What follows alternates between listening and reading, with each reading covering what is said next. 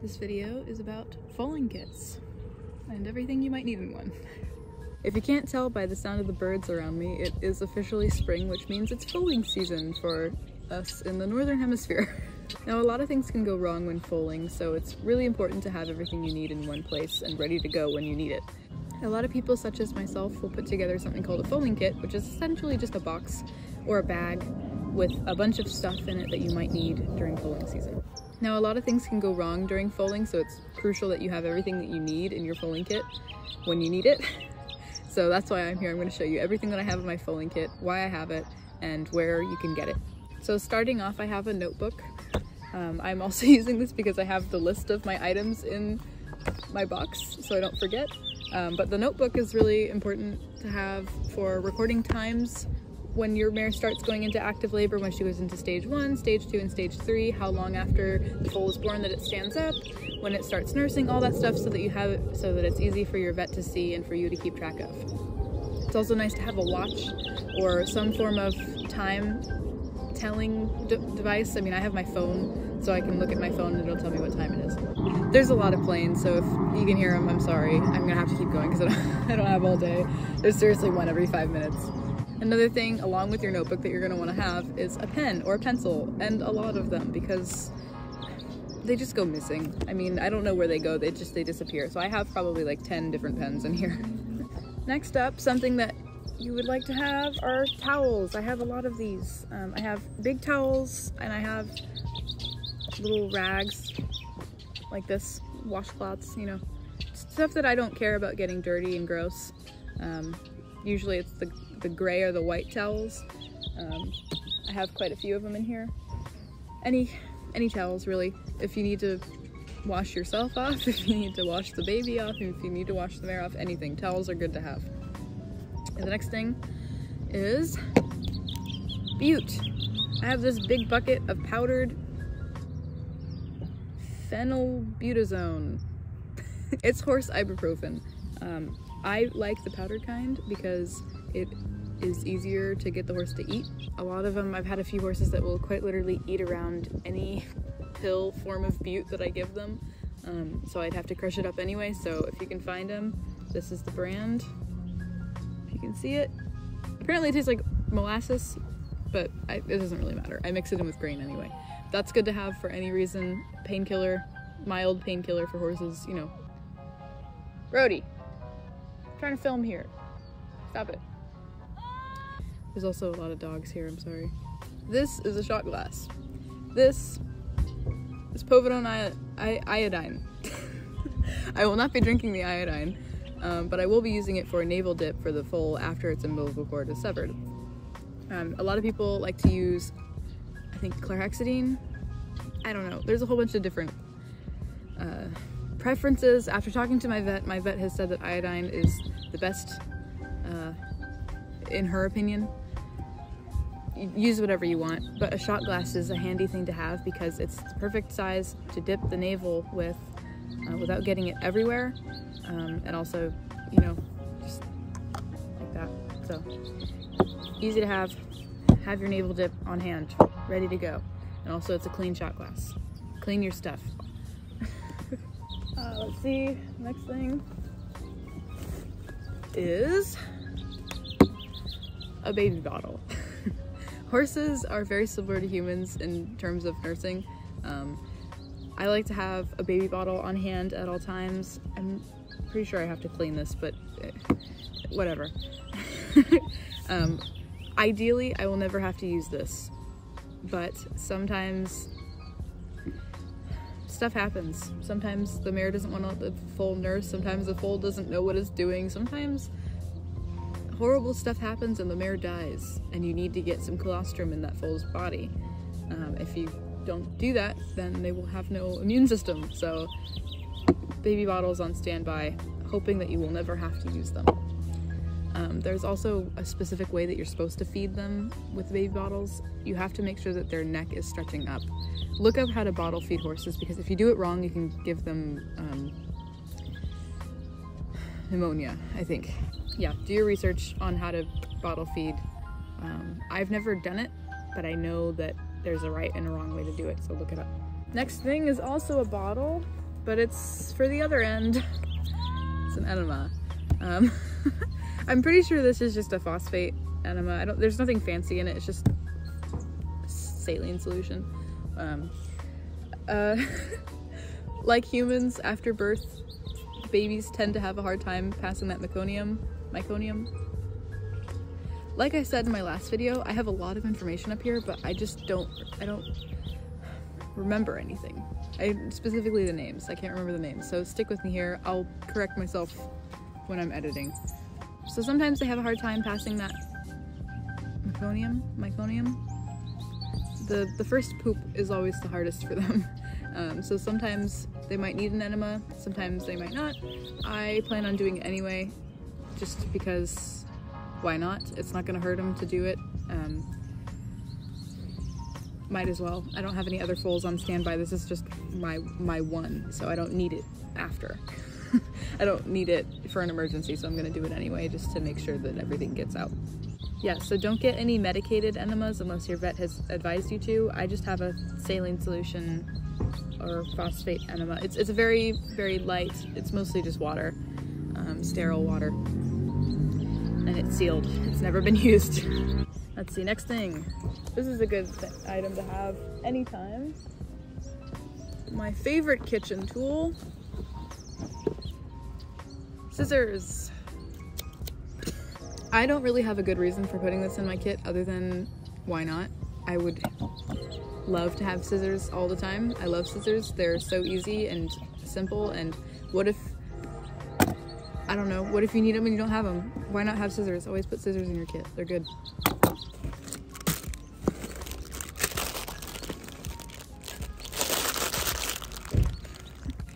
Vet wrap. I love this stuff. This is probably my favorite any type of bandage. I love it. It's so easy to use, useful for so many different things, and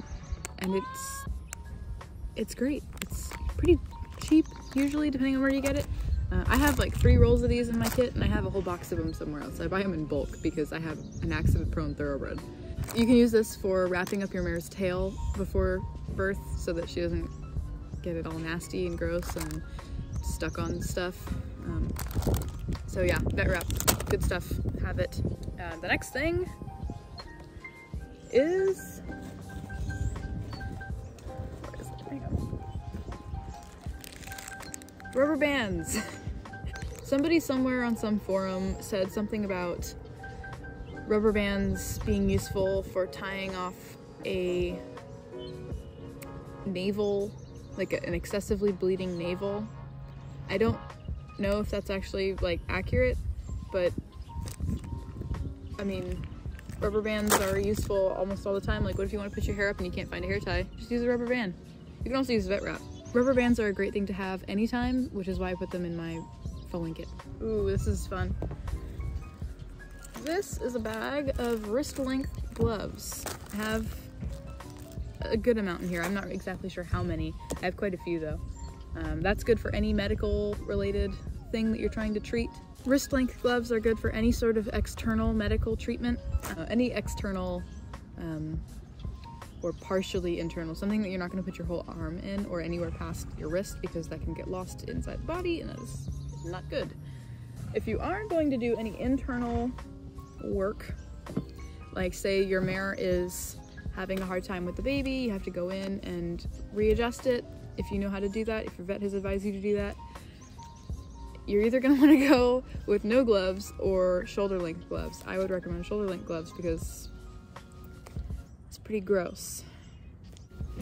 Yeah, so general rule of thumb, wrist length gloves are for external, shoulder length gloves are for internal, because you do not want to be going in to fix something with the baby in the mare with these on. You know, if you're gonna go in, either don't wear gloves at all or wear these ones, not these ones. Can't stress that enough. This one, okay, so I'm looking at my list here. This one is on the list, but it's not in the bucket because it's also a bucket. You're gonna want something to store your placenta in for review after birth. This can be any bucket, really. It doesn't have to be super clean. although you probably don't want to put it in a poop bucket, but you know, if you have any kind of bucket, you could honestly use this thing. Fill it up with a little bit of water just to keep it fresh, and put the placenta in it and cover it so the flies don't get to it as easily. It's really important to examine a placenta after birth because there's all kinds of things that can go wrong, and I plan on making a video about that after Penny gives birth so that I actually have a placenta to show you. But it's actually really cool if you're into that kind of stuff. So there's all kinds of stuff you can look at in the placenta to figure out if it's healthy, if there's a part of the placenta missing, all kinds of stuff. Super important. I'll also link a video in the description to an examination of the placenta by some horse magazine. It was a good video. I'll find it and I'll link it in the description or in the comments. Look for it. Okay, another thing.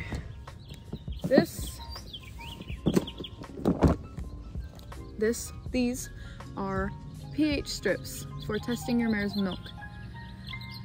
Leading up to the birthing process, it's kind of hard to tell when your mare is going to go sometimes. So the best way to do that is by either doing calcium tests, which I don't know a whole lot about, or doing pH tests. You can use the little like litmus test strips that you use for an aquarium, although those are not quite as accurate because the shift in pH is pretty small compared to what you're looking for in a fish tank. So these are by full bucket. I have not used these yet, so I will tell you how they work when I'm done using them. I believe there's 15 in here. I don't know if that'll be enough, but it essentially is a 0.2 pH shift. So it tells you here what you're looking for. pH 6.6 or greater, mare is unlikely to foal in the next 24 hours, recheck tomorrow. And then a pH 6.4 or lower, mare is likely to foal in the next 72 hours, watch carefully. It also says use caution with maiden mares as the pH may not drop until very close to foaling. Penny is a maiden mare, so I might go through these like crazy and I might just have to go get some fish tank pH strips. It's okay. But I wanted to try these to see if these are as accurate as I've heard. So I will get back to you on these. But yeah, pH strips are good to have in your bucket, in your foaling kit. You just take a little drop of milk from your mare's udder and read it on the test strip. Another thing you're going to want is a thermometer. This is not for you, don't put this in your mouth. This is a horse thermometer. Actually, this is a brand new thermometer, so I could put this in my mouth if I wanted to. But I'm going to be writing on it in Sharpie, horse, in big letters so that nobody makes that mistake. Because thermometers, if you didn't know, for horses, go in the butt, not the mouth. With the thermometer, also have a list of vitals for your horses. I have a whole other notebook in here with a whole bunch of information. Another thing I like to have anytime, anywhere, because it's awesome, is baling twine. I love this stuff. We found this on the ground and then kind of cleaned it up a little bit and rolled it up into this roll. That stuff is great for anything. You could use it for a tourniquet if you needed it. I don't know why you would need that for, I don't know why you'd need a tourniquet for a foaling issue, unless your mare like cut up her leg or something, who knows, but you can use it for a tourniquet, you can use it for tying your reins together, or you can use it for tying the placenta to the mare's tail, if she's, to prevent her from, or not the placenta, the afterbirth before it's fully birthed out. It's usually the amnion that's hanging out. You can tie it to her tail so that she doesn't step on it and cause prolapse. All kinds of good stuff you can use with baling twine. Good to have. It goes in the same category as the rubber bands and the vet wrap. It's just something I like to have anyways, because it's always useful. There's always a use for it. Another thing, let's see, a sharp knife. Again, not really sure why you need it, but it's good to have anyway. Maybe you're trying to cut the baling twine so that you can cut it and tie the amnion to the mare's tail. Who knows? Knives are always good to have. You should never be at a barn without a knife. I have a bunch of other stuff in here that I did not write on the list. Oh, here's something. Lights. These are headlamps. I have a lot of lights in here. I have headlamps and I also have like magnetic lights. It's much brighter at night. I also have this one. I love these. So these are rechargeable magnetic lights. Turn you off. They're magnetic and they're rechargeable, and they're great. Find them on Amazon or something. I'm not really sure what the brands are of these, but they're really great. And also headlamps. Headlamps are good because you put them on your hat, on your head, whatever, wherever. Tie them up somewhere. Usually you put them on your head, hence the name. Headlamps are great because you don't need to hold them. You can just put them on your head and you have both your hands free to use. Next thing, also from Full Bucket Health, which is where I got those pH strips, is this full kickstart supplement. This is something you give to your foal at the very beginning of their life, really. As soon as they're born, you give them half of this tube, and then 6 to 8 hours later, you give them the other half. And it's supposed to help and promote gut health and help them prevent sickness.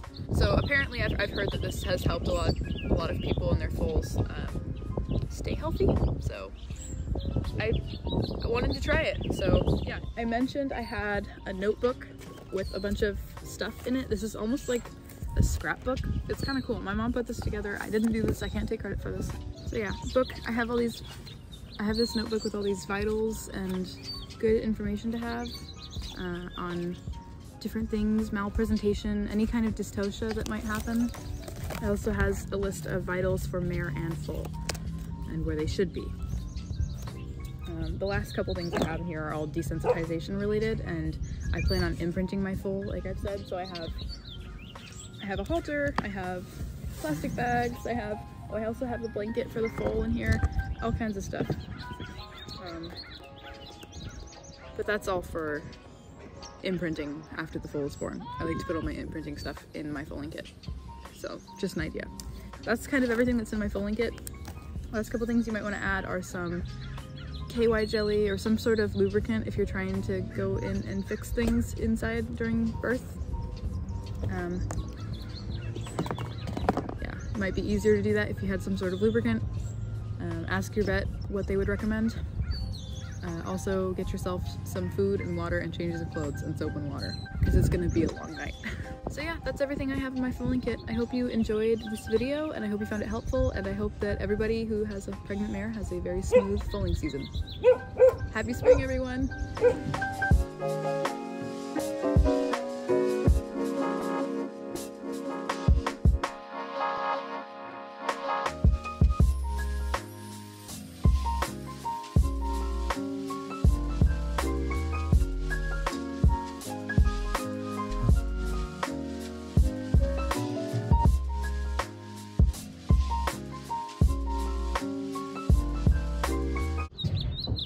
You guys are really interrupting me. So why am I talking like this? I don't understand. I will not be drinking out of this. I will, however, be putting iodine solution in it for the nasal. Nasal, not nasal. Don't put iodine in your nose. This is a shot glass. This is iodine. I will not be drinking the iodine, but I will be using it for a navel dip for the foal after it is born and after the... What is that called? Umbilical cord. God. This is a shot glass. This is iodine solution. I will not be using this to drink, but I will be using this to dip the goddamn... What am I saying? Damn it. This is a shot glass. Why can't I do this? There's a horse behind me. Obviously, you're at a barn. Oh my god. Springtime.